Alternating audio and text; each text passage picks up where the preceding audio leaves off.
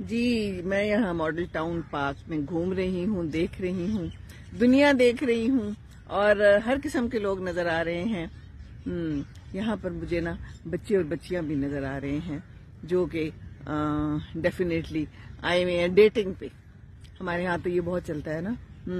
تو آئے ہوئے ہیں، ایک لڑکا ہے ایک لڑکی ہے اور کوئی واک کر رہے ہیں، کوئی کسی کونے میں بیٹھے ہوئے ہیں اور بس مجھے خیال آ رہا ہے کہ ان کے ماں باپ کو شاید نہیں معلوم کہ یہ کیا کر رہے ہیں، اور بس ایک میسج دینا چاہوں گی کہ اپنے بچوں کا بہت خیال رکھیں، وہ کیا کرتے ہیں، کہاں جاتے ہیں، بڑا ضروری ہے۔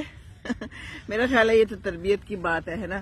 ماں باپ بیچارے بھی کیا کریں، کوئی اگر ہاسٹل میں ہے یا کوئی دور رہ رہا ہے تو پھر کتنا کو ہم ان کے اوپر چیک رکھ سکتے ہیں، لیکن اگر ہم اچھا ان کو پالے پوسیں گے اور انہیں اچھے اور برے کی پہچان دیں گے تو میرا خیال ہے کہ وہ ضرور اس بات کا پاس رکھیں گے۔